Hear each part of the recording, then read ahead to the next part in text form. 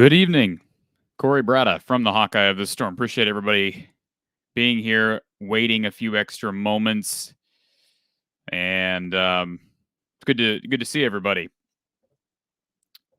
This is week 181. We're going to have sort of a different show this evening. We're going to be talking Iowa basketball, Iowa football here. We'll be talking about Iowa's showdown with Illinois this weekend on Saturday. We also want to talk about Iowa basketball, Iowa, Alabama State this evening. And again, I apologize for the slight delay in getting this stream launched. For those of you that don't know, I did have a surgery done on Tuesday. And sometimes your body controls when you can and cannot do things. As much as you want to have a schedule and have things in place, that doesn't always work out. So, we are here to talk about Iowa football, Iowa basketball. We'll start off with football, and this is going to be an interesting day. If you missed our announcement yesterday as far as a schedule of programming for today, we'll have right now our Week 181 podcast, which, of course, will be converted into a podcast for Spotify, Anchor, Amazon, wherever you listen to your podcasts.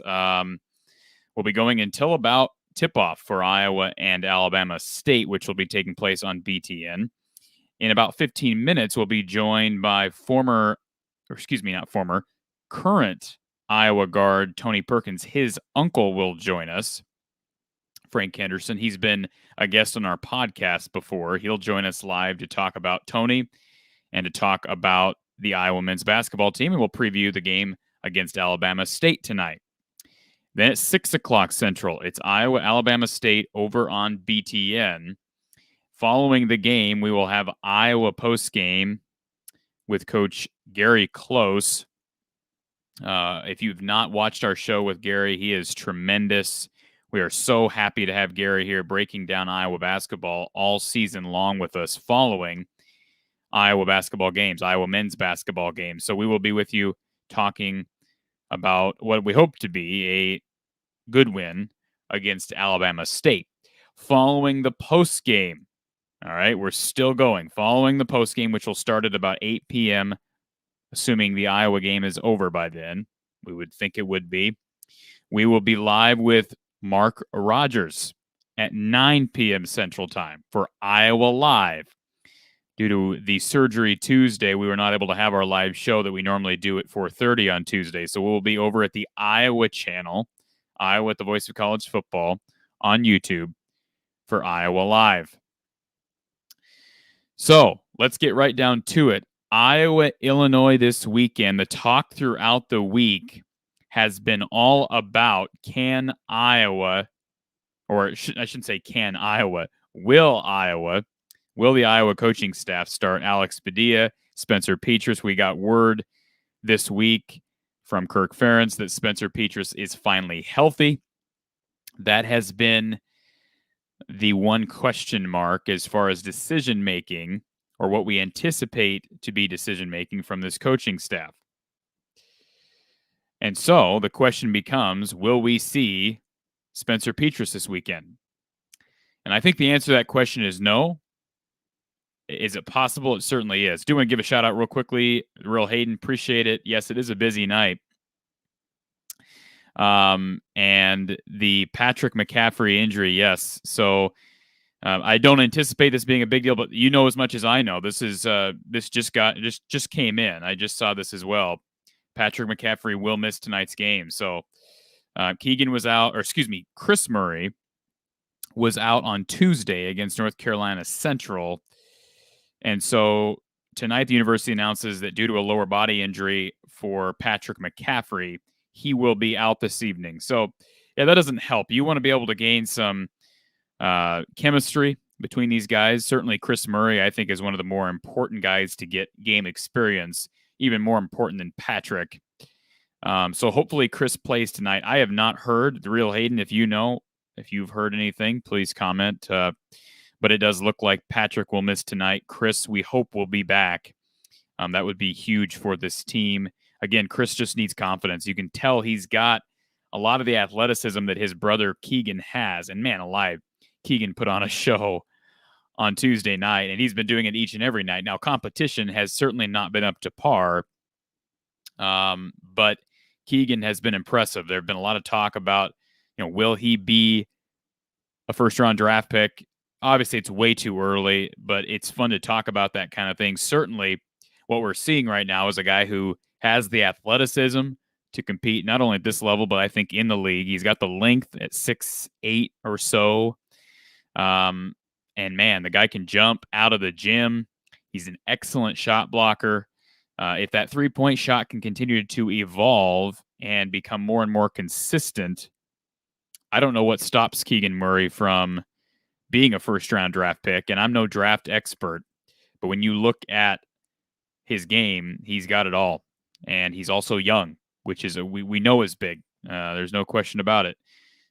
So that's a big storyline throughout this season. And if you're an Iowa fan, you just got to be enjoying what you're seeing. In answer to your comment here, the real Hayden, I am feeling a lot better.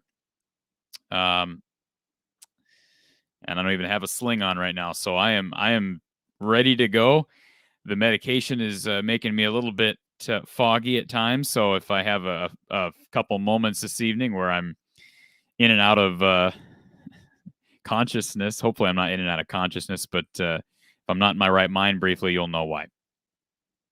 But again, we will have Frank Henderson joining us in just a moment. I am going to open up the call lines here. If you do want to call in, you are welcome to call in and talk about Iowa football, Iowa basketball. Again, we're doing a slightly altered version of our weekly podcast. This is our live show due to my surgery. I figured this is kind of the best way to still get you great content, but do so in a way that's not going to wear me the heck out.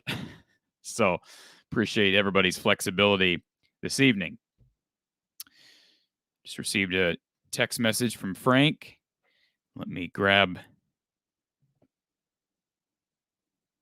that. I need to get him an email here.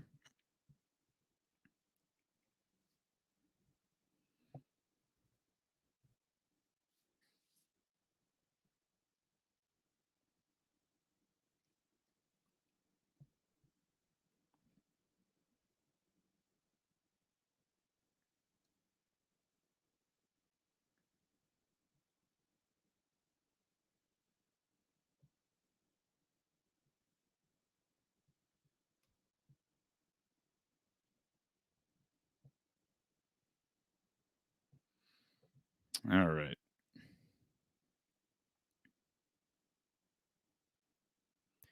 Getting this email over to Frank so he can hop on with us here in a few minutes.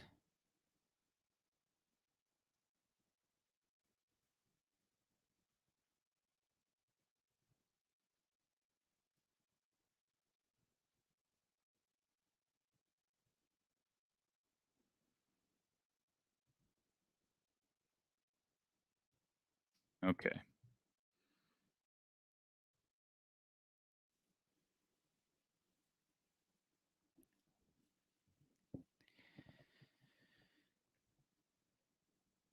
All right. Hopefully I look wide awake for everybody. Real Hayden says he hasn't heard anything on Chris Murray, but yes, Keegan. He does dunk with ease, doesn't he? His ability to get off the court quickly. Yeah, and let's be honest, his athleticism, his defensive prowess, his inside game. I mean, he's pretty. It's amazing that we're saying this because I know there's all kind of hype around Keegan heading into this year, but like his ability to dominate inside is we still don't appreciate it. Now, you're going up against smaller competition. You're not going up against the big men of the Big Ten, and hopefully Keegan's never playing the 5. I really don't like the idea of Keegan playing the 5 because to me, he is a natural 4. And it's sort of like how I feel about throwing guards out at tackle in football. Like if you're taking them away from their natural position of strength, and I know everyone's talking about playing small ball.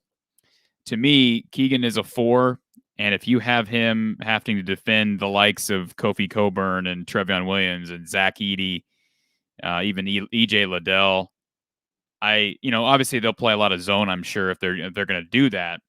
But that's why I want to see a lot more of Riley Mulvey or Josh Ogundele as this season progresses. Again, maybe they're not ready. We haven't seen very much of either one of those guys. But you just hate to take Keegan Murray away from a position on the court where he has been so good so early. And obviously he was good last year, right? But you can tell he's evolved physically. His body's in tremendous shape now. And man, I said this a couple of weeks ago, but I'll say it again. This is almost like a carbon opposite copy, if that makes sense, of what we saw last year from Iowa basketball. Like last year, you have all the 3-point shooting. You have a dominant post game that runs through Luka Garza. And now you kind of have very few 3-point shooters, but you have the athleticism to be able to push it up and down the court a lot more effectively.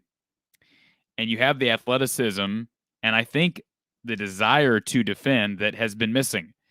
There are still times, we've seen this even against North Carolina Central Tuesday, we've seen times where Iowa still struggles to defend.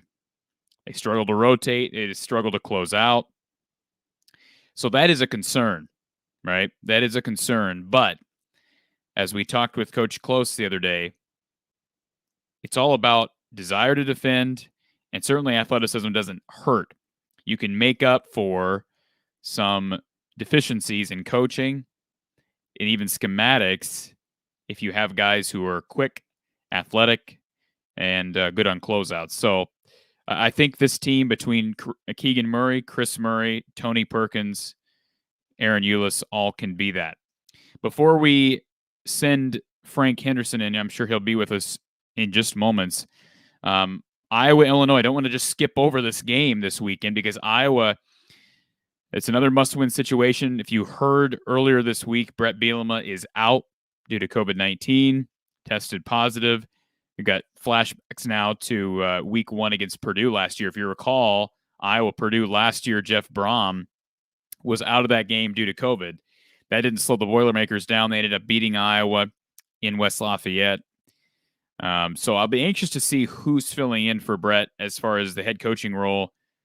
Kirk was asked about just that predicament if Iowa had a contingency plan in place if Kirk were to come down with COVID and was not able to be the head coach. And he basically responded by saying, look, the head coach doesn't do a whole lot on game day. And I believe that, but you still got to have a guy there, right, at the helm. So I'd be curious to know. I would hope it'd be Phil Parker. Good Lord. It better not be Brian. Phil deserves it. Maybe Phil wouldn't want to do that. But it'll be interesting to see what Illinois does with Brett Bielema out this weekend. Certainly the quarterback position is a position of question. I applaud Kirk Ferentz and Brian Ferentz this week with the media for not giving away who they're playing. Okay. They are starting Alex Padilla. Okay. There is no, like, we can question that or worry about it all we want. But the bottom line is Alex Padilla will start Saturday, barring some unforeseen injury. And I have no question that Kirk Ferentz simply saying we're going to let this play out. We've got 2 quarterbacks we're comfortable with. I believe he means that. But the whole idea of saying we don't know who our starter is until Saturday, I attribute that primarily to just gamesmanship, right? I mean, there's no reason to show your hand on Tuesday. That's why I was a bit confused as to why Kirk gave that away last week, heading into a showdown with PJ Fleck. So I applaud Kirk for not doing that this week with Brett Bielema. Now, again, maybe Spencer will see some snaps on Saturday, but I would be shocked if that were to occur. All right, we're going to add Frank Henderson into our show. Frank, it is good to see you. It's been a long time since we've been able to talk. You've been on our podcast in the past. For anybody who doesn't know Frank is Tony Perkins' uncle. And always a pleasure to get some insight from not only Tony's uncle, but also someone who is educated in the game of basketball like yourself, being a coach and also playing at the Division I level. So, Frank, I know you, before we get started talking about Iowa basketball specifically and the development of your nephew, Talk a little bit about the recent injury. You were texting me about this the other day. You dealt with a pretty serious injury recently, and how's your recovery going? Yeah. Thanks, Cory, for introduction as well. Yes, I actually dealt with a recent injury myself, and as a former athlete, I think we take some things for granted, being the fact that I'm 32 years old now. I'm not a spring chicken anymore. So I actually just tore my Achilles back in August. So I'm actually in the rehab process. I'm just now back on my feet, walking somewhat normal. I'm about 11 weeks removed from surgery at this point. So I would say about week 7, I was able to get my feet underneath me and start to begin walking again. So yeah, so it's a slow grind, a slow process, but I've been down before and I can definitely get back up again. Absolutely. I think this is perfect timing, having us discuss Tony and just the evolution of this team. Before you jumped on, we were talking a little bit about Iowa football, but also Iowa basketball, specifically I think what is just a completely different layout as far as a roster this year. Of course, there was so much hype around this team last year with the return of Luka Garza and CJ Frederick and Joe Wieskamp. But I was watching tape back of that team the other day, and I'm not trying to downgrade what they did, but this team to me is built totally different. You have a lot of shooters last year, and you're so reliant on the three-point shot. And I know we haven't really seen the competition that we're going to see in the coming months, Frank, but talk a little bit about how you see this team stacking up to Big Ten competition now with more athleticism, maybe less outside shooters who are proven, but so much more athleticism, especially on the perimeter. Yeah, I think the makeup this year is totally different. And I agree with what you said from last year. I think last year we had more of the senior leadership, the senior guidance from Joe Wieskamp and Luka Garza. Even with Jack Nungy there, it kind of added that presence of, experience under the belt on that team. And that team previously, prior to COVID, they were destined to be a Sweet 16 Elite 8, potentially a national championship team prior to that season. So that experience led into that upcoming season, which we saw the end result of that, going into it. But this new upcoming team with Tony Perkins, Aaron Eulis, Josh, and the rest of those guys, Patrick, Chris, Keegan, Kyle, and Ash, the new freshmen coming in, I think the game plan has to change a little bit. I think this team is younger. I think they're going to put up more shot attempts in there because this is their first time actually getting more reps in game play.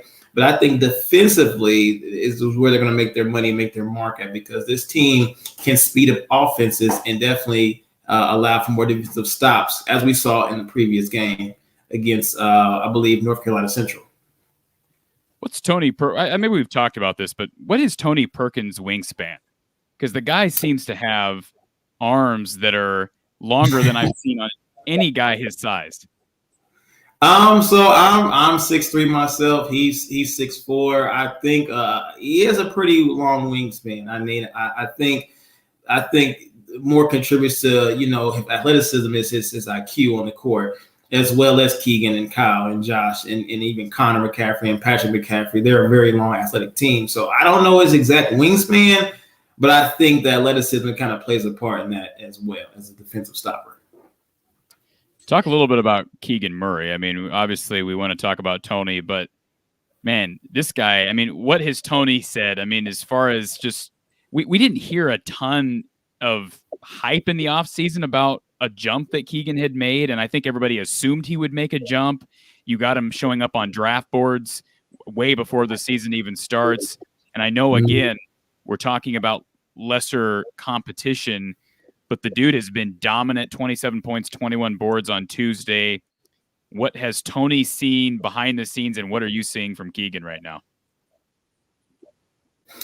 Keegan's playing out of his mind right now. He is playing phenomenal ball, and that all contributes from, I think his background and knowledge of the game. Shout out to his family as well. And I believe his brother can do the same as well.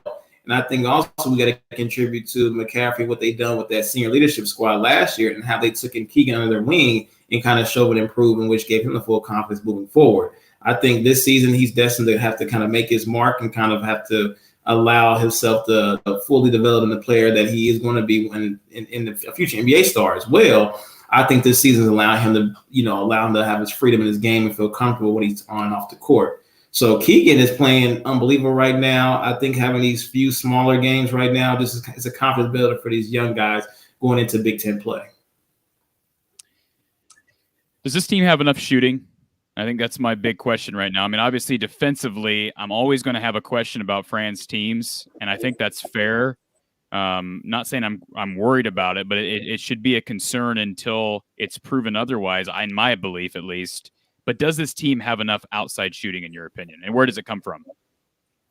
I think the most of the outside shooting came from the floor space that they had last year. I don't think this team has quite the shooting capability, and that's not a knock on the team as they are right now. I mean, you got to look; they have strengths in other areas as well. I think having Luka Garza as a dominant force inside the paint last year opened up Joe Wieskamp and Connor McCaffrey and Bohannon for those open looks.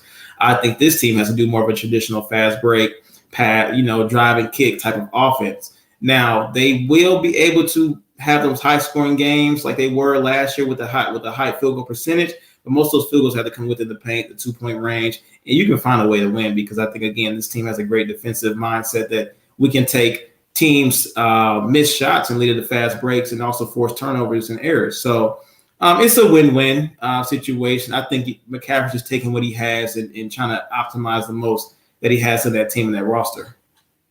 How hard was the Oregon loss last year for Tony? I mean, he's a freshman, but I mean that experience is so rare for a freshman coming in to be able to experience the hype that this team had. What was that like coming down after that disappointing loss?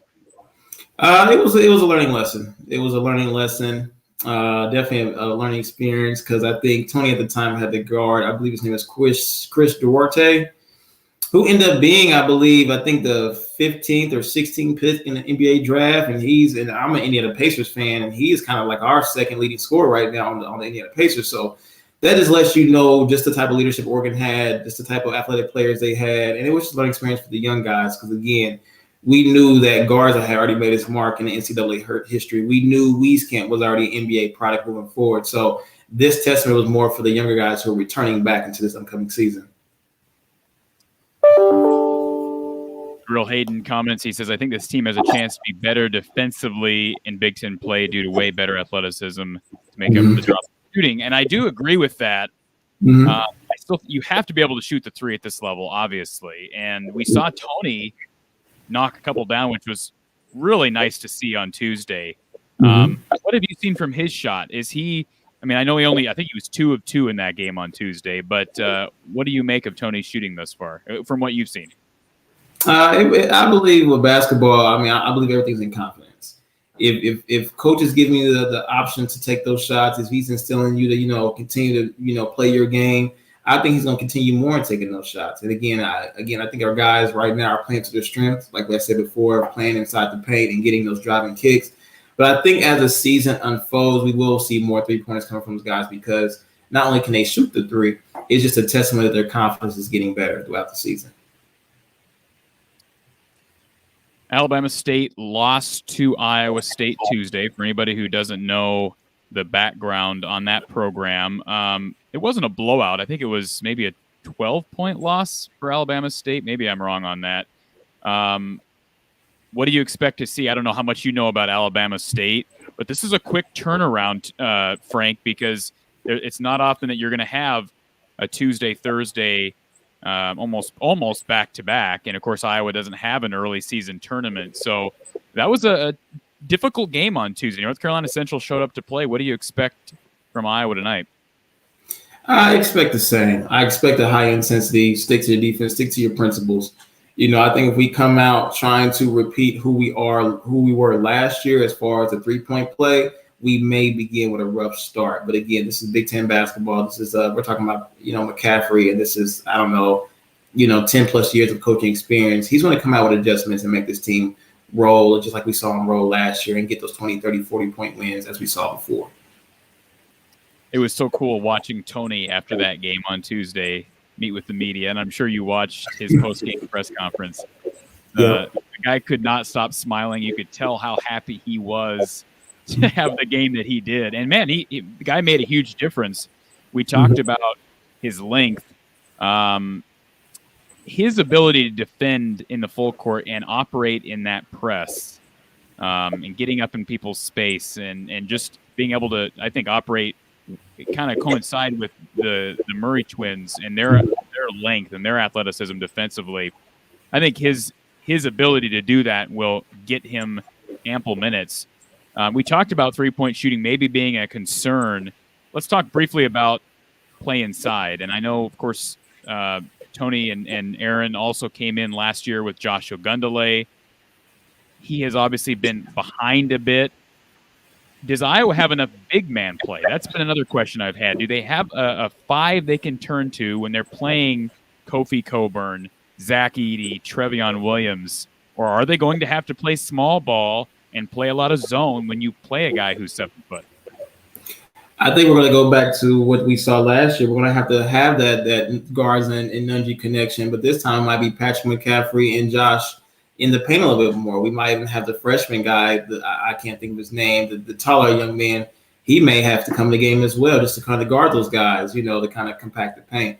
But I think also, too, that, with the season at hand, I believe they have the tools and keys necessary to get pretty far in this year's season. So, again, you're right. They will have to adjust when we play those heavier post-player teams, and I think those guys will benefit with the front court as, like I said, Aaron Eulis and Joe Toussaint and Tony Perkins and Kyle leading the way in those fast breaks. But defensively, if we can create turnovers, we can create fast break opportunities for points for us.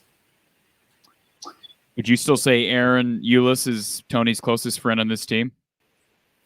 I believe so right now. I mean, they came in as roommates. They're roommates right now. I kind of knew about Eulis because he played for Chicago Mean Streets up in Northwest Indiana, which I'm kind of familiar with the program. So I've heard about Eulis. I know about his brother Tyler Eulis as well. So they're pretty close. They're roommates, so they talk every day, all the time. But that team, surprisingly, they're pretty close bunch if you get to know one of them. Max Bauer comments, Connor from 3 will be an X factor. Connor's going to have to be able to shoot the 3 consistently. He's going to be on the court. I saw somebody on Twitter comment the other day that complaining about Joe Toussaint still being out of control and basically lobbying for Connor to start at the 1. My issue with that is Connor does give up a degree of athleticism and lateral quickness defending, especially trying to defend a point in the Big Ten. And there's a lot of quick point guards you're playing, North Carolina Central and some of these mid-majors as well. But if Connor is going to – I thought Connor has kind of gotten off to a slow start this year. He's turned the ball over a little bit at a higher rate. And I wonder if that's not because he is so used to having that role of post-feeder, and he really doesn't have that this year. Of course, Keegan has been posting up more than maybe we expected. What do you see as Connor's role on this team? Because he's dealt with some injuries here early, got banged up in a game maybe a week ago. But can he be a guy who can step in and make needed threes? Yeah, Connor definitely hit some key threes, especially last year in the times of need. I think to Connor's defense, he is dealing with an ankle injury and a hip injury, and he had hip surgery over the summer. To his defense, he will lose a little bit of the athleticism due to injury, and I believe he's still recovering from that. But I think Connor, which I've said before the season to Tony and the younger guys, Connor is probably going to be at the biggest role model and the biggest vet to this team. If you see him on the court, he's telling the guys where to be at. He's telling the guys where to play at. He's helping out. He's switching screens. He's communicating off the court and on the court as well. He's going to have to be the biggest leader for this team for him to move forward. So his impact on the court may not exactly translate to points and steals, but his influence in the game on and off the court was going to be major for these young guys to keep their heads up moving forward in the season. All right. I'm going to ask you a question, and you just give me information you can or you feel comfortable giving me here, or maybe what you know. Maybe you don't know much. What did the C.J. Frederick situation last year do to this team? I know there was obvious – we're not fooling ourselves. There was obvious animosity from certain people, but there was also support towards C.J. I know Joe Toussaint was somewhat outspoken, at least – still showing support to CJ and his decision to move on to Kentucky. But what did that do to this locker room?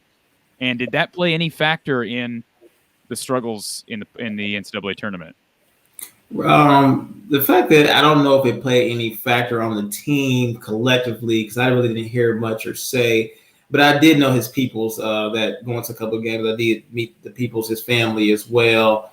I think with him last year dealing with the injury, being a Kentucky kid as well, and kind of being homesick, and I think he kind of made the right decision for himself. I always say bet on yourself and do what makes you happy. So I haven't heard anything that it affected the locker room in a positive or negative way. I think they're still big fans of CJ Frederick. I'm still a fan of CJ Frederick. I mean, I've heard recently that he got hurt, and I was, my heart kind of went out to him and his family because I'm like, man, you don't want nobody to get hurt. Somebody getting hurt it's not a good feeling to have.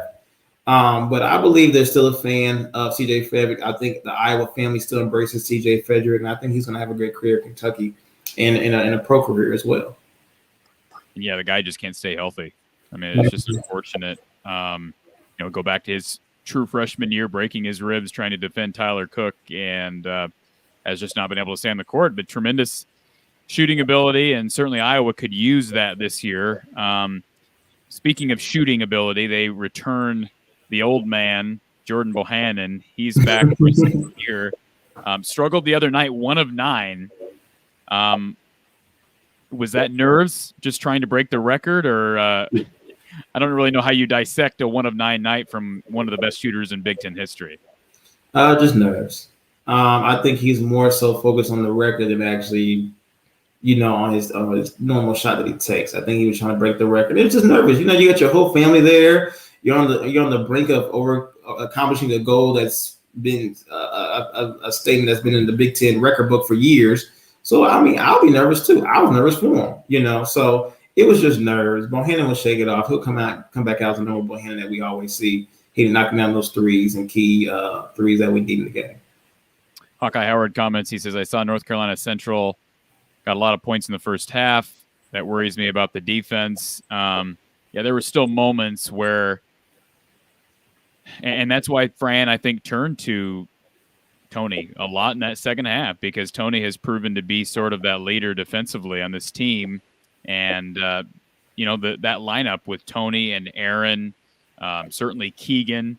Keegan's going to be playing, in my opinion, he should be playing close to 40 minutes a game. Am I wrong? I mean, I don't know how you can't play him, just because we're playing Luka Garza 38, 39 minutes, and I'm not trying to say I'm putting Keegan above Luka, but Keegan's ability on both ends will be so, so important.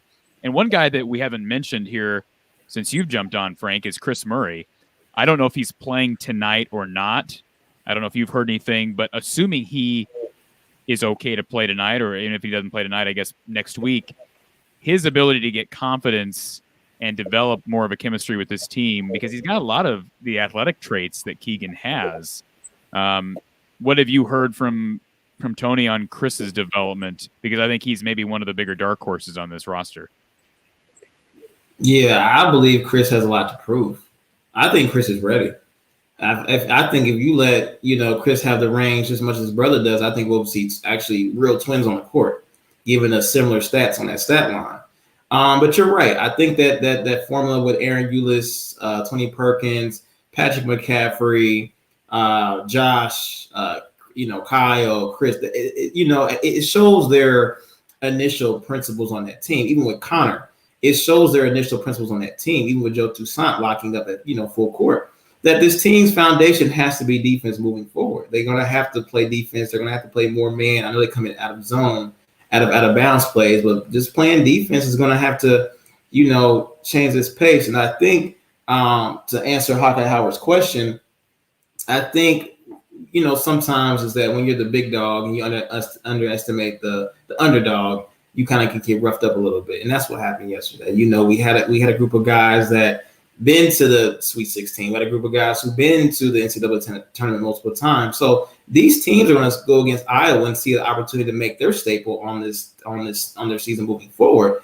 And Iowa and these guys have to realize you guys are the team to beat. You guys are the team to beat tonight. So being the big dog in the fight, if you let the underdog hit you a couple of times, you might stumble and may shake up your game plan a little bit. But I think yesterday, or I'm sorry, not yesterday, but Tuesday, they learned that lesson. Like, you know what? Even though it is North Carolina Central, even though this is Alabama State, we have to treat this like this is a Duke. We have to treat them like that if they're a top 25 team, because we got to mentally prepare ourselves for the Big Ten play. We have to. What do you make of the schedule? Such a different start to the season if you compare it to last year. And again, it's a totally different roster makeup. But having, you could say, I don't want to say cupcakes, that's the wrong attitude to have. But I guess as people who are talking heads as opposed to the players, these are mid-majors that Iowa should win comfortably and by double digits each night. Does that, in your opinion, as a coach, and I know you're not a coach at this level, but does that instill confidence, or does it, I mean, what does that do for a team heading into, I mean, the next major game this team plays is at Virginia, so you're going to be thrown into the fire quickly. What does this schedule do for a team's mindset? I think this is a confidence builder because, again, I think, like you said, if you listen to Fran's press conference, he said beginning of the season, my team and my bench is so deep, I don't know who to go with. I don't know who to start night to night. So this is kind of his experimental phase. Okay, before I kind of go into the season, here's my 9 to 10 go-to guys moving forward. And it's a confidence builder for the younger guys who did play limited minutes. And this is also a confidence builder even for Keegan Murray, who's now playing, 39 minutes a night. This was a lesson for him. Like, okay, you learn from Joe and Garza. Now do what you do. You've seen these two go at it up on the big stage. Now do what you do. So this is a confidence builder. And you're right. They are going against a Purdue and going against a Virginia here coming soon. But Virginia is rebuilding themselves as well. They had a couple of transfers come in. They pretty much have a new team. They have returning starters who were, one was a freshman last year, one was a sophomore last year. So they are a kind of inexperienced team looking to make their mark in this year's season as well. So capping it off of Virginia will be a good way to start and kick off Big Ten play, because I think Virginia probably the best team that we'll face, and Purdue the first two games of ACC, then Big Ten, then moving forward. So I think this whole entire season so far is a wave of confidence booster going into the season. That Virginia game is a winnable game. Yeah, it is. They're top 25 team. They lose to Navy on opening night. That's a game Iowa go down there and steal. And if you go down there and win that game, and again, this is not a team that is in Virginia that's going to be a slouch in the ACC. But like you said, there are some new parts there. And it won't be, I mean, beating Virginia on the road won't be,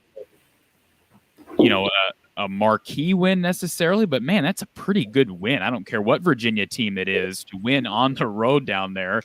The last time Iowa played Virginia would have been the NIT, and I don't know what year that would have been, but they won on the road at Virginia. So this team, Fran has taken a team down there and won before. There is a question for you here from the real Hayden. He says, question for Frank, who is the backup 5 to Rebracha right now? Are you still with us, Frank? I think we just lost Frank. See if we can get him back here.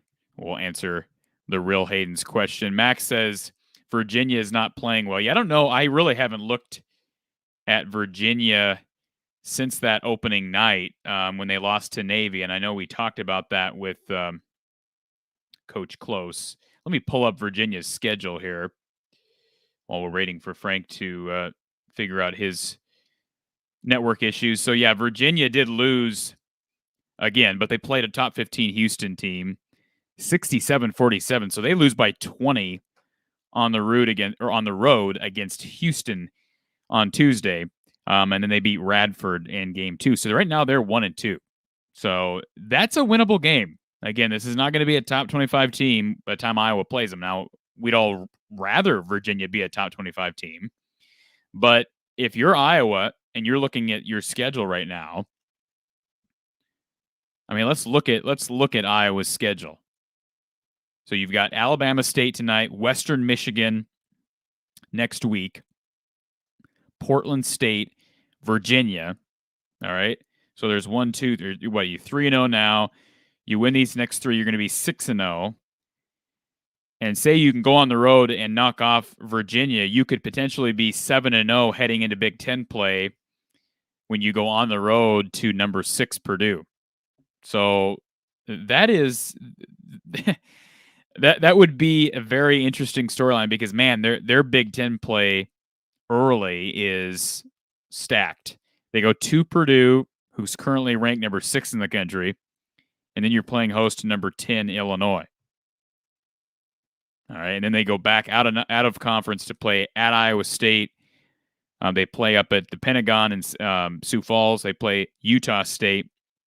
They get a couple more mid-majors, and then they get back on the Big Ten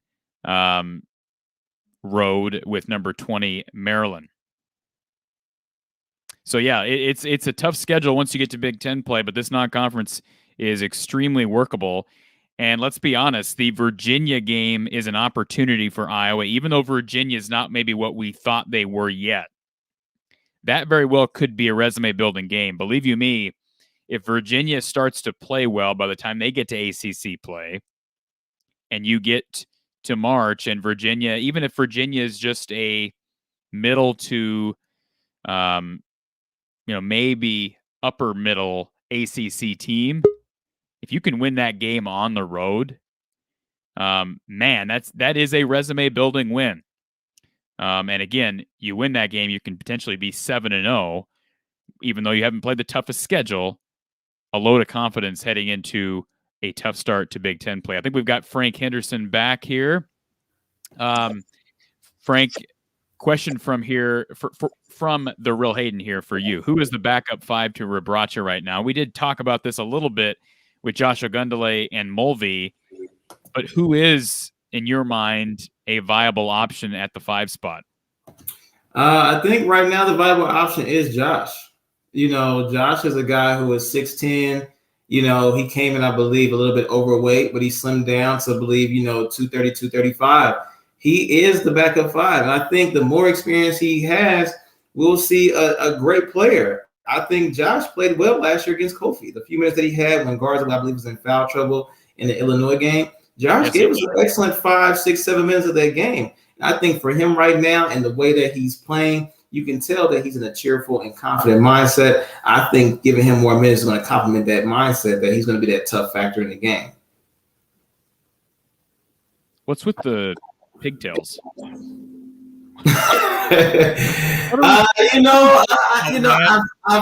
I've spoken to Josh maybe once or twice, man, and he's a kid that you just got to embrace and love, man. He's a funny guy. And the fact that he came from the UK to Iowa, that's night and day, to Iowa. I think he's just showing his true colors, who he is, and just that's his self-expression that we need on this team. Because as you look, we do have guys on this team that playing time, influences their confidence. Even though Josh doesn't play too much, he continues to make the team laugh and smile and kidding and bring that energy every night on and off the court. So we need that. And Josh is doing an excellent job, right now being a Hawkeye. Absolutely. And to each his own on the pigtails. Expression, that's totally cool. And it is good to see him trim down a little bit. And I would expect as we continue here, especially given the fact that they're going to play teams that are bigger. Now, Doug does bring up a good point here. He says 5 minutes in a 40-minute game isn't much help. That's what they needed from him would have been in March, right? That was Big Ten tournament. Right. Because Nunji had went down. But I have to expect at some point, again, we talked about Illinois, we talked about Purdue, Ohio State's got E.J. Liddell, who's not quite, he's not a 7-footer, but certainly a talented big man. They're going to need Josh. Like, I really don't believe, I know I posed that question to you earlier about just playing small ball all season. I don't think you can do that completely. There are going to be games where you're going to need Josh's physicality and maybe Riley Mulvey as well. My understanding of and maybe you can fill me in on this, Frank, but the rule on redshirting, Riley Mulvey has played in the regular season. So what is the current rule on redshirting in basketball? Of course, in football, we have the 4-game rule. As long as you play 4 games or less, you can redshirt and save that year of eligibility. What is the current rule? Do you know? I don't know what it pertains to basketball, but I know the NCAA has changed that rule quite a bit. And you are right about the football redshirting rule, about the 4 games being allowed to play. But basketball, I'm not too sure on how that works. See, Doug says 10 games, but here's the thing about the 10 games. My understanding was that 10 games, and I could be totally wrong on this, but of course Jordan redshirted and saved that year due to injury. So if you don't have an injury, because I was thinking maybe I'm just high on my medication right now, but I was thinking that Jordan still had to apply for a medical waiver. Did he not after playing those 10 games? I believe so. I believe something was the case of that sort. I don't want to speak too much on it because I don't know exactly the details of it, but I believe that was sounds about right about what he had to do. Okay. So yeah, and if that's the case, if you can play 10 games, that may be an opportunity, and that may be what Fran is thinking, because we've heard him say that hey, there are going to be games where we need Riley, and there are going to be games where we need Josh. But you as a coach, Frank, again, I know you haven't coached the Big Ten level, but is it feasible to say, okay, we've got 2 big men, but we're going to deploy them December 28th, and then we're going to deploy one of them on January 8th. Are these guys going to be game ready if they're not playing against, the likes of Wisconsin and then Minnesota, and now we're going to throw them into a game against Kofi Cockburn against Illinois? Is that real feasible to do? No, and I don't think that's very feasible, because me being a former player myself and being a coach as well, I believe you have to give guys, just like any sport, mainly in basketball, which I know of, you have to get guys in rhythm. It's a rhythm sport. That's why you see in the NBA, you always see the best basketball come February, March, April, because you didn't have 60-plus games of finding your shot, getting your groove, getting in rhythm. And that's the same with anybody. I mean, you can train all season, but game time is always a different atmosphere. It's a different speed. It's a different animal. If you give guys reps in the game, it's totally different from practice. Making a guy feel comfortable, knowing what minutes he's going to contribute, knowing that I'm going to get in the game for at least 5, maybe 10 minutes. That kind of lets me know, get myself in the game mindset and game attitude, that it gets me a reputation. So when I do against Kofi Cockburn, when I do against, Trevor Williams, when I do go against those tall guys in the Big Ten, I'm more game and ready because I have my reps under my belt. Yeah, so it'll be interesting to see how Fran plays this, because you don't want to waste the 10 games. Again, we're assuming that 10-game rule is a fact. You don't want to waste the 10 games on Alabama State, right? I mean, you don't want that to be one of your 10 games necessarily if you're planning on redshirting Riley or Josh. Of course, Josh gets the free year due to COVID last year anyways. So, I guess if you're talking about a redshirt for Josh, you're talking about potentially 6 years anyways. I really thought when Riley Mulvey reclassified for this year that he would see 5 to 10 minutes a game, simply because of the fact that Jack Nunge and Luka Garza were gone. Right. And maybe he's a little bit further behind than I expected. As far as Keegan is concerned, are you comfortable throwing him at the 5? Because that's something before you jumped on that I commented on, that I don't really like throwing guys out of their natural position. And to me, Keegan is the perfect 4 on this team. And you play Patrick at the 3 alongside him. I don't like the idea of taking him out of his natural position, but I also hear the term positionless basketball all the time. So what are your thoughts on Keegan as far as position? Keegan right now is, I believe he can defend 1 through 5, just because of his athleticism and his ability.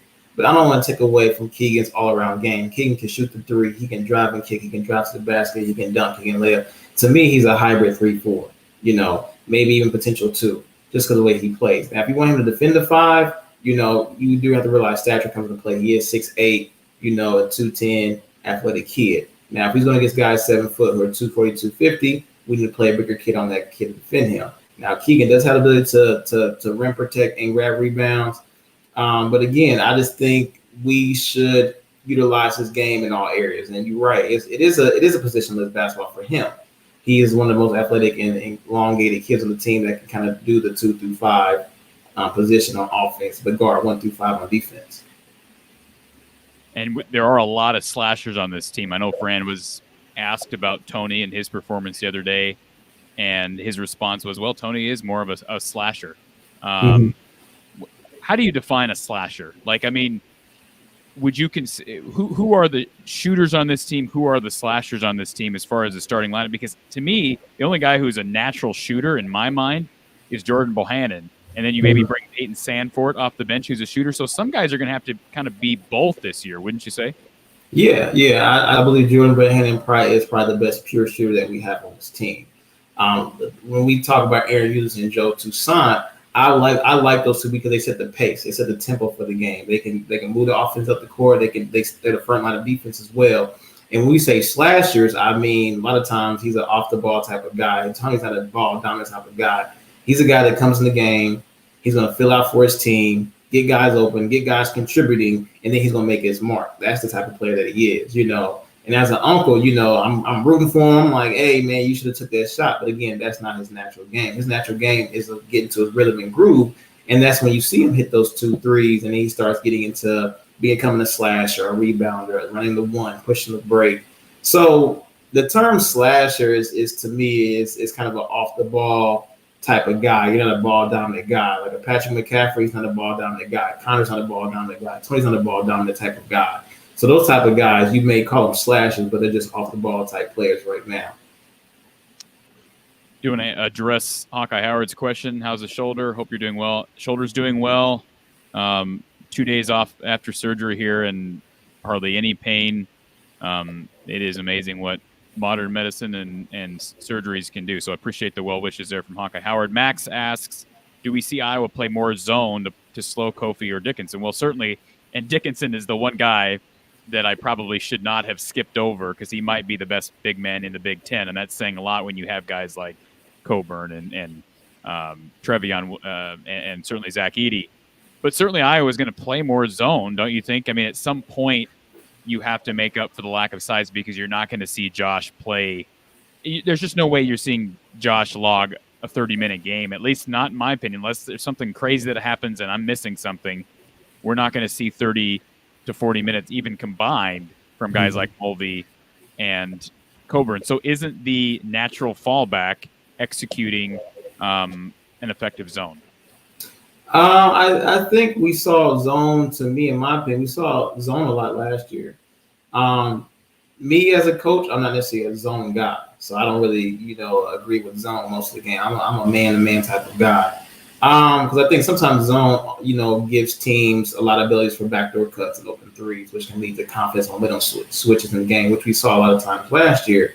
But again, like I said, McCaffrey and the coaches they're with those guys every day. So they know what those guys are capable of doing. They know how their zone works. They know how their zone looks. I mean, we can have a difference of opinions, but I'm not the one coaching that team.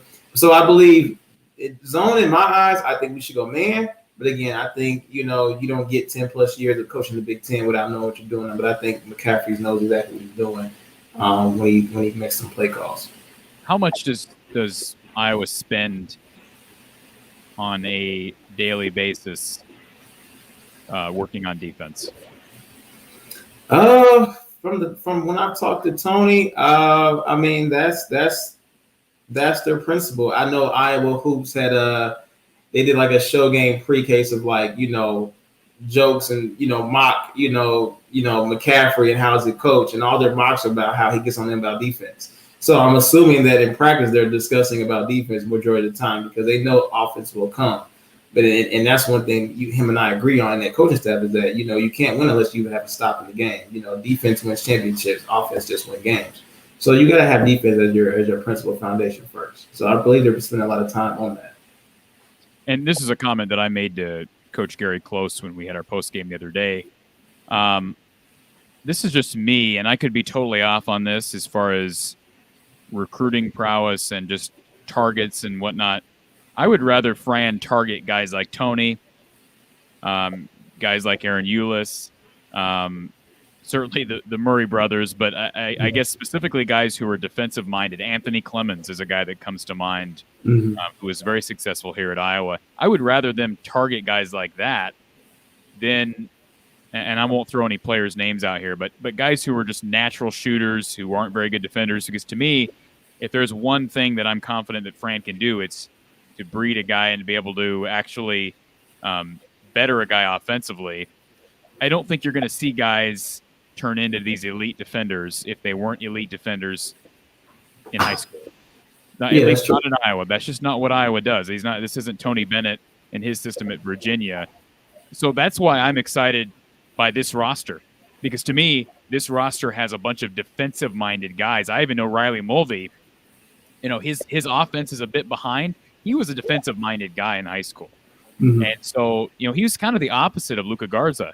Not that we didn't enjoy Luka Garza's time here, but when you have Riley and Tony Perkins and Aaron Eulis, both Murray twins, Patrick McCaffrey, I don't know that he's defensive-minded. Of course, his dad is the head coach. But what Patrick has is that natural athleticism that you just can't teach. Right. So that's why this roster excites me. Not to say more than last year, because that would be foolish for me to say given the weapons they had. But would you agree with that assessment, Frank? Yeah, I agree with you because, if I'm recruiting as of my team, again, I'm speaking as if I'm the coach of any program, I'm going for more two-way players, Even when I coached AAU basketball and Tony was playing for me at the time, I used to tell guys that, if we play against a team that's a shooting team, they're going to have to hit threes all night. But by the end of the night, they're going to be tired. They're not hitting threes the last 10 minutes of the game because they're tired. We're going to play man, we're going to D up and make them lose their feet. When we see teams come out red hot a lot of times, if we kind of sit back in that zone, that lets the shooter be comfortable to find his spot and get his rhythm. When you guys playing a man, cut off, open lanes and passing lanes, you make them work and make them think. Anytime you make a defensive or offensive, anytime you make an offensive guy have to think to his first option, second option, third option, fourth option, that's draining. So when you have a defensive-minded team and you have a two-way player who can score and defend, that makes it tough. Even if Iowa loses to a tough team, the offensive team is like, man, we barely came out with a win on that one because that wasn't no tough game, And I think McCaffrey sees that. Everybody sees that. Just the comment you made, we see it. We saw it against North Carolina Central. Again, we may not see the high-scoring games of the score being 98 to 55, but we will see wins with tough teams of deficits of where we won maybe 10 or 12 points because we played defense and we were able to get more points than other teams. So we will see results in that nation. Doug, I want to address your comment here for a second. He says Fran has a hard time finding a quality big man. Well, obviously Luka. I know he says outside of Luka.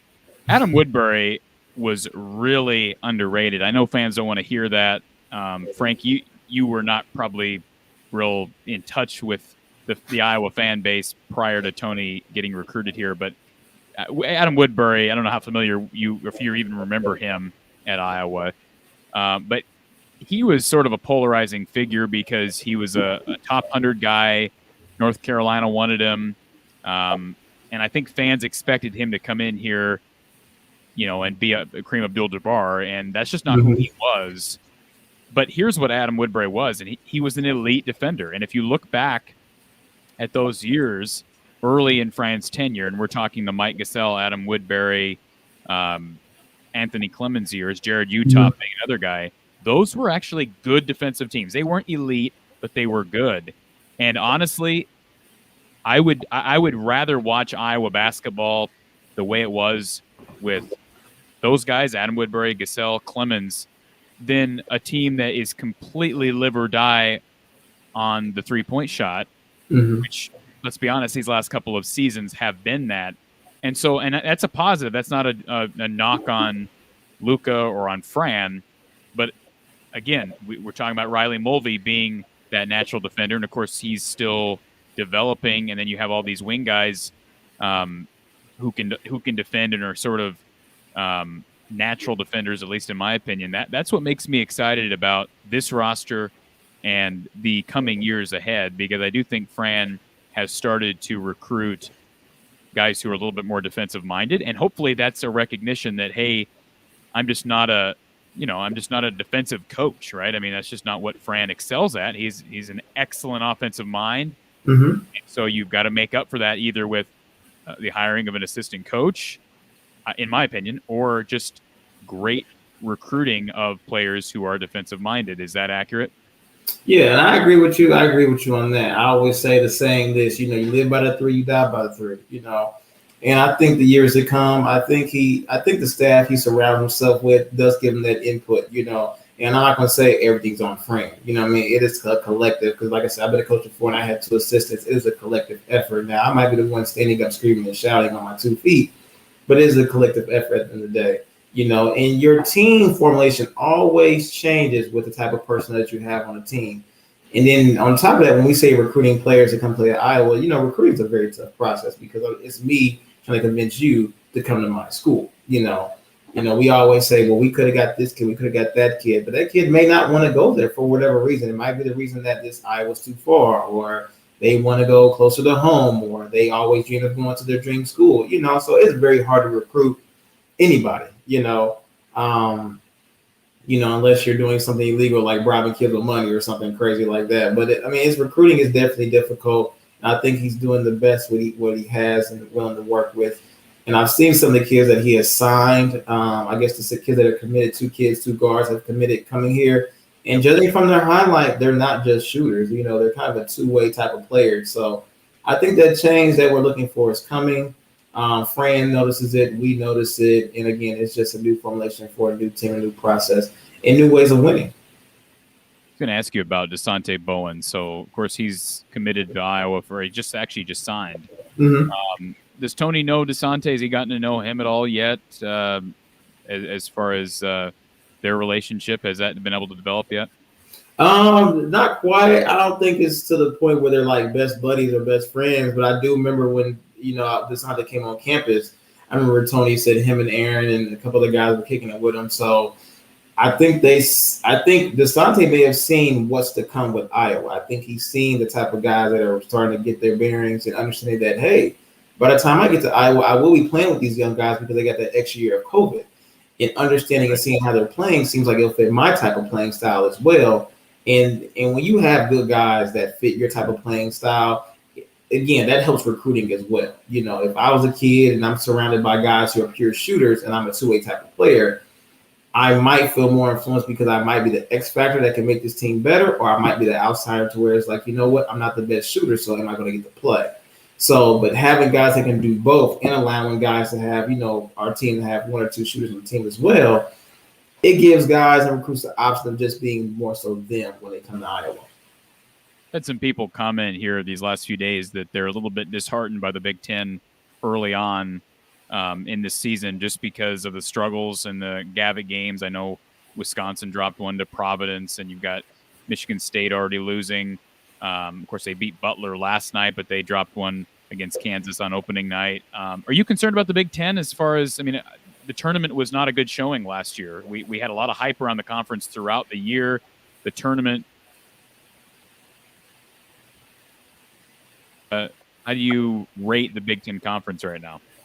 Not to be biased, but hey, I'm just all about Iowa. If they lose every game and Iowa wins every game, I'm great. So the strength of the Big Ten does play a factor, and the strength of the Big Ten is only a collaborative effort when it comes to recruiting and recruiting top talent to make this as a Power 5 conference, as most say.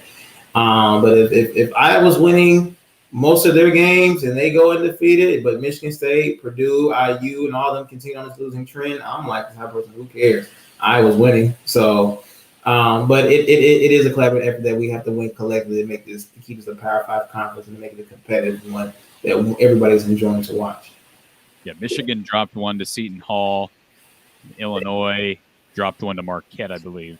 So and it's early. Sorry to cut you off, but it's early this year. We're 3 games in, so we won't see good, basketball until, January.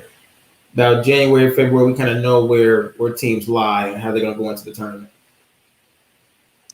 And I didn't catch Indiana St. John's last night. I know that was, I don't know if you heard about that game, but I know, again, Michigan State did beat Butler. Mm-hmm. And I'm looking here.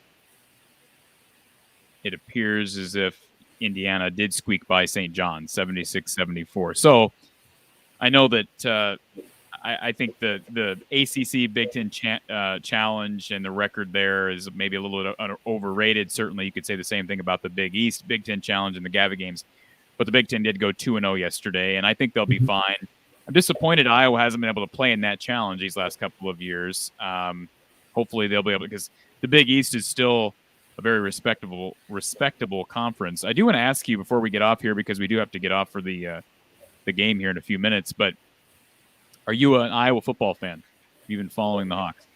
Yeah, I've been following the Hawks, and I'm an Iowa fan, and by default, across all sports. Since we visited the campus and Tony committed, and we talked to Fran McCaffrey and Coach Dillard, even Billy Taylor, who was at the time my coach at Ball State. I just kind of fell in love with that whole process of Iowa, how they do things. But by default, I'm kind of a Michigan football guy, and Tony knows that, So when he did commit to another Big Ten school, Iowa, I said, well, I guess I'm an Iowa fan too then. So I do follow Iowa football and Michigan football as well. So is Michigan going to beat Ohio State finally this year? Being in Indiana, we have a lot of Ohio State fans. In Indianapolis, we have a lot of Ohio State fans. And I would love for Michigan to beat Ohio State, to be honest with you. I've been waiting for that for a while now under Jim Harbaugh. So yeah, it's been a while, and I'm tired of the Buckeyes in my face with it. So it's time to put that yellow maize in their face at one point. I know we've spent the majority of this hour talking Iowa basketball, but I want to spend a couple minutes here before tip-off to address Iowa football. And Frank, you're welcome to chime in here if you'd like, given the fact that you're here talking Iowa sports with us. Hawkeye Howard brings up Iowa, Illinois. As a reminder to everybody, we will have Iowa live with Voice of College Football Mark Rogers over at the Voice of College Football channel at 9 p.m. Central tonight. So we'll break down Iowa, Illinois. But his prediction here is Iowa 27, Illinois 20. Brett Bielema out for this game, tested positive for COVID. Iowa's not out of the race for the West. There was so much hype around this team about a month ago, and then, of course, the two-game stretch with Purdue and Wisconsin and the lackadaisical offense that has bettered a little bit, it seems like, with the quarterback change. But what are your thoughts on the quarterback change, Frank? I mean, I'm assuming you've followed it enough to know that Alex Padilla's been the guy these last couple of weeks, and I think it's very clear that he is the guy this Saturday. The coaching staff is kind of playing hush-hush on this whole subject, which is smart. There's no reason to show your cards early in the week. But what are your thoughts on Alex and the quarterback change heading into Illinois? I think the quarterback change is probably hats off to the coach. I think this kid is ready. He's prepared. It's just time to bring in some talent that's ready. And I think the trajectory that they were hitting on initially, they were a top, I believe top 10 at one point. I think Iowa was top. They were number 3 ranked, if I'm not mistaken, at one point. 2. Yeah, they were ranked number 2 in the nation. So this team has a lot of talent. I think the only reason the coach made this change because he doesn't want to take away the confidence of the other senior players that are playing well right now. So having that change can kind of lead them into the right direction to kind of end this season off with a cap-off win. So I think Iowa's going to do great to finish off the season. Max says, don't be surprised if Nebraska goes to Madison and wins. And let's remember that if Nebraska were to do that, Iowa is back in the driver's seat for the Big Ten West. Okay, yeah. So that's how close Iowa is to still being able to win this division. If Wisconsin drops one to Nebraska or to Minnesota, all Iowa has to do is win out. And these are 2 winnable games against Illinois and Nebraska. If you put a gun to my head, I'd say Wisconsin's not going to lose another game because right now I think they're playing better than anybody else in the Big Ten West. But Nebraska has proven that they can play anybody close. They just don't know how to win yet, but maybe this will be the week. I have a hard time imagining them going up to Madison and winning, but this is an accurate point that if it were to happen, Iowa's basically out of the playoff race. I have a hard time seeing even a team that would go 11-2, including a win over Ohio State in Indy. I don't think you're going to make the playoff unless there was all kinds of chaos. But just getting back to the title game would be a huge step. First time since 2015, just the second time since the Big Ten went to divisions. Appreciate the real Hayden being on here and appreciate Frank being on here as well. Yes, thank you. Enjoyed talking about Iowa basketball and previewing this game. Anytime. And Hawkeye Howard, I know Hawkeye Howard is one of our frequents here on the channel as well as over at the Iowa channel, and he's a truck driver, so stay safe this evening, Howard, and we'll talk to him either later on tonight or after the Iowa game with Coach John Patterson on Saturday following Iowa, Illinois. All right. Want to remind everybody, again, Iowa postgame with From the Hawkeye of the Storm and Coach Gary Close, former Iowa assistant coach Gary Close, 8 p.m. tonight, Central Time, following Iowa versus Alabama State, right here from the Hawkeye of the Storm on YouTube. Iowa postgame with Coach Gary Close at 8 p.m. And following that at 9 p.m., it will be myself and the voice of college football, Mark Rogers, Iowa Live, talking Iowa, Illinois this coming weekend. Again, that will begin at 9 p.m. tonight over at the Iowa the Voice of College Football channel. So, Frank, looks like we got some basketball to watch here in a few minutes. So it's been a pleasure, as always, to show your insight on a couple different phases, not only as Tony Perkins' uncle, but as a coach and somebody who understands the game. We wish you all the best as you continue your recovery. We're a couple of injured guys right now, so we are. Good that we can at least talk about sports. Yes. Thank you, Cory, for having me on the show as well. Blessings to you, and hopefully, have a speedy recovery. And I thank you again for allowing me the opportunity to express some opinions on this game of basketball and sports as well. So again, if you anytime, like I said, thanks for having me. Love to be here. Looking forward to it. Go Hawks. Appreciate the time. For Frank Henderson, I'm Cory Brada from the Hawkeye of the Storm. We will talk to you after Iowa and Alabama State right here from the Hawkeye of the Storm. Take care.